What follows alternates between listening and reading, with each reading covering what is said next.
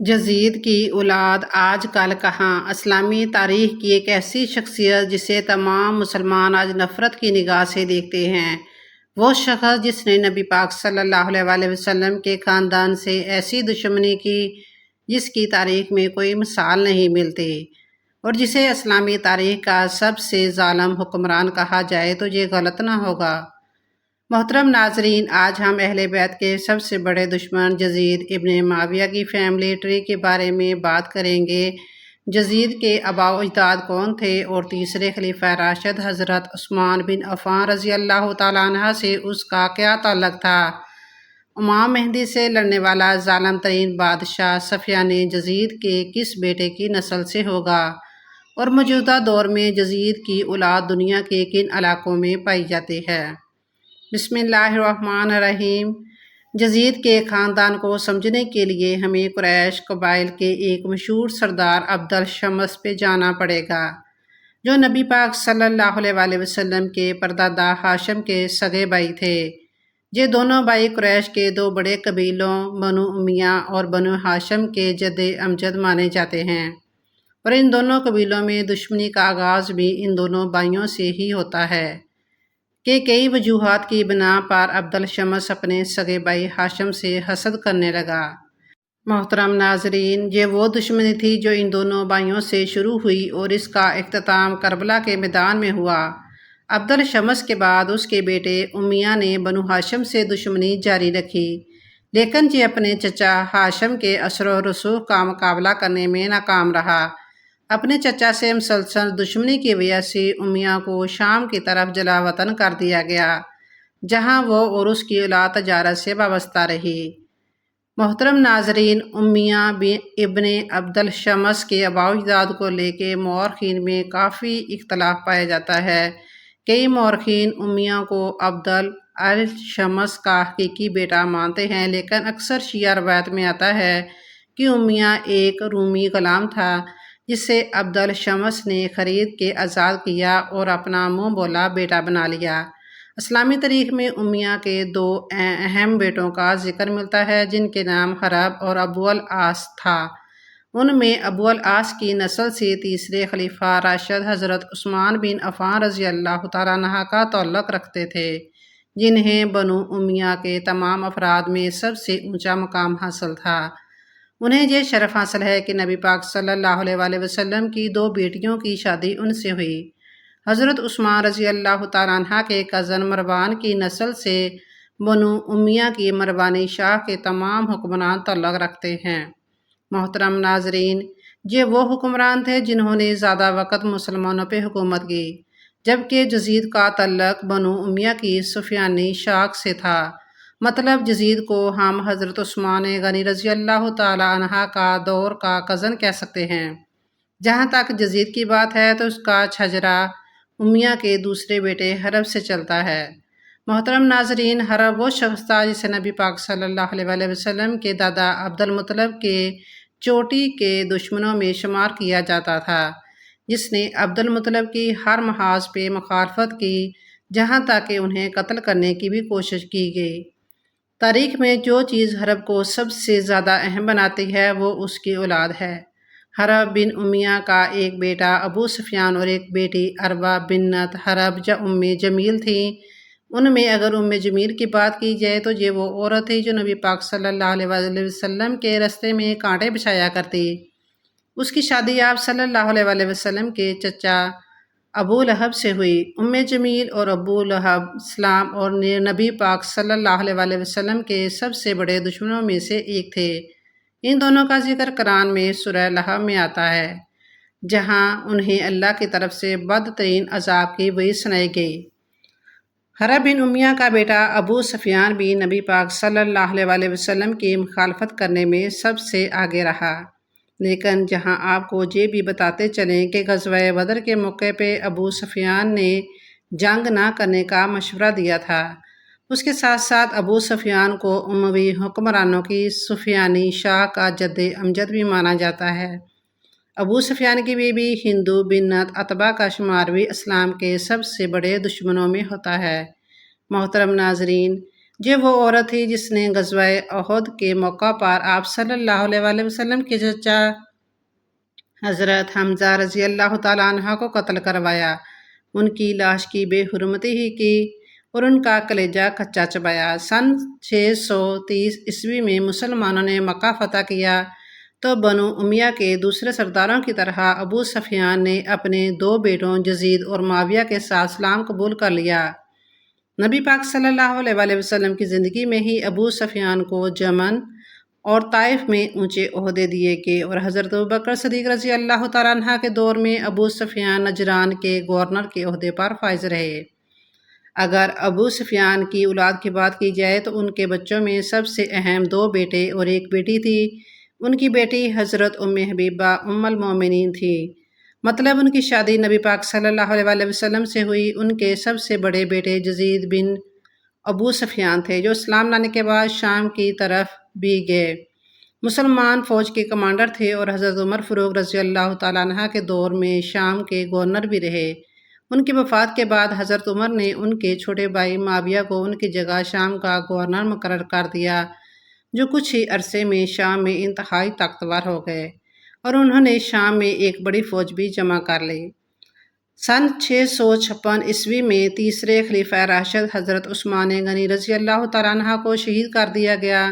امیر معاویہ، جو اس وقت اپنی طاقت کے عروج پر پہنچ چکے تھے، انہوں نے اپنے کزن کی شہادت کا بدلہ لینے کا فیصلہ کیا اور قاتلین عثمان کو سزا دیے بغیر چوتھے خلیفہ راشد حضرت علی رضی اللہ تعالیٰ عنہ سے بیعت کرنے سے بھی انکار کر دیا۔ اس کے نتیجے میں مسلمانوں کے پہلے فتنہ یا خانہ جنگی کا آغاز ہوا اور مسلمانوں کی وسیع و عریض سلطنت 2 حصوں میں تقسیم ہو گئی۔ جیسا کہ آپ دیکھ سکتے ہیں کہ سلطنت کا یہ سارا علاقہ امیر معاویہ کنٹرول کر رہے تھے اور دوسری طرف عرب میں مین لینڈ کے اس علاقے میں پہ خلیفہ راشد حضرت علی رضی اللہ تعالیٰ عنہ کی حکومت قائم تھی۔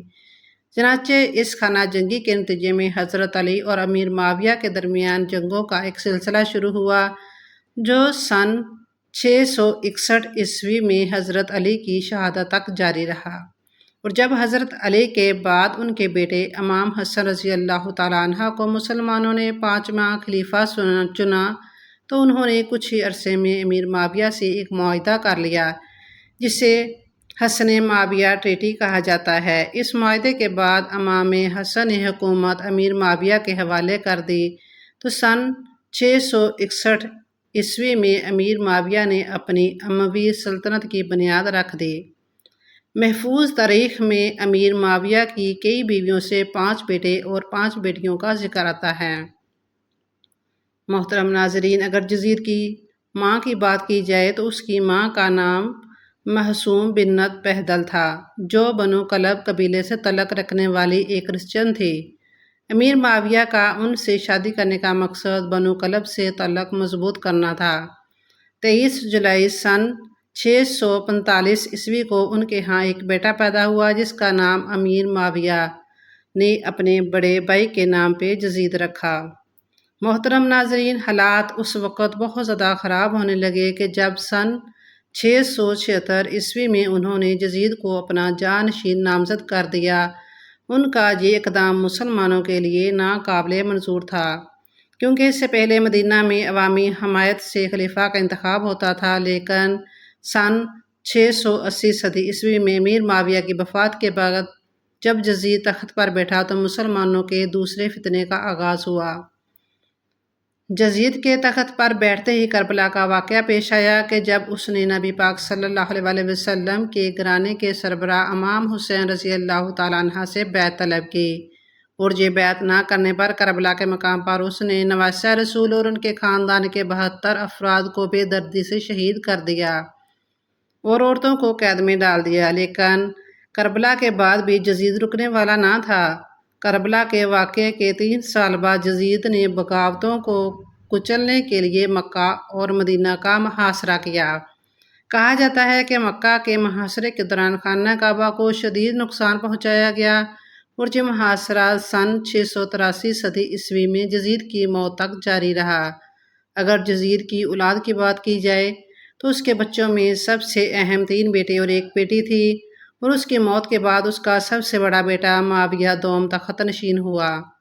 معاویہ دوم نبی پاک صلی اللہ علیہ وآلہ وسلم کے خاندان کے حقوق اور بنو امیہ خاص طور پر اپنے باپ کے کیے گئے ظلم سے خوب واقف تھا۔ اس نے اپنے باپ دادا کی طرز پہ حکومت کرنے سے انکار کر دیا تو حکومت کرنے کے کچھ ہی عرصے بعد اسے زہر دے دیا گیا۔ چونکہ معاویہ دوم کی کوئی اولاد نہ تھی اور اس کے سارے بھائی بھی بہت چھوٹے تھے، تو اس کے انتقال کے بعد حکومت بنو امیہ کی سفیانی شاخ سے مروانی شاخ میں منتقل ہو گئی، اور امیر معاویہ کا ایک چھوٹا چچا زاد بھائی مروان ابن حکم تخت کا کنٹرول سنبھالنے میں کامیاب ہو گیا، جس کے بعد اگلے آنے والے تمام حکمران مروان کی نسل سے تھے۔ دوسری، جہاں تک یزید کی نسل کی بات ہے تو اس کی نسل اس کے دو بیٹوں سے چلتی ہے، جن کے نام خالد اور عبداللہ ابن یزید تھا۔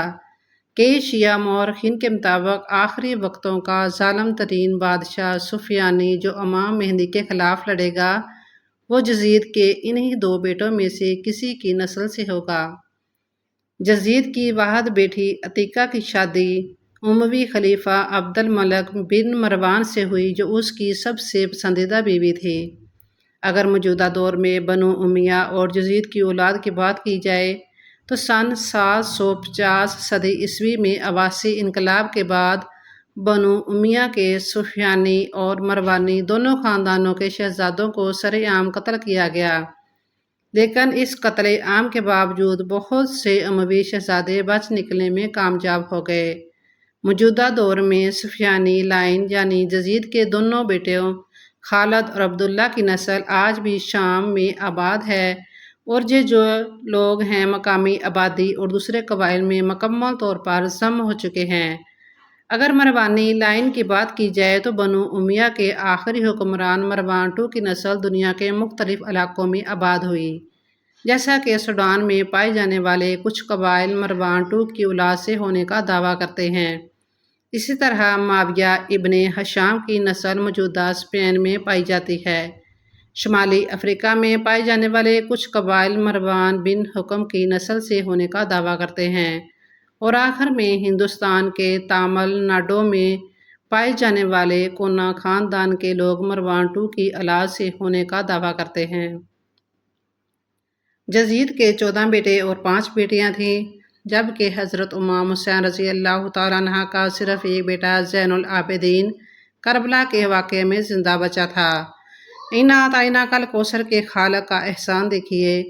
حسین پاک کی نسل دنیا کے ہر کونے میں مل جاتی ہے، مگر آج تک کوئی ایک بھی انسان آپ کو ایسا ملا جو یہ کہتا ہو کہ میں یزید کی نسل سے ہوں۔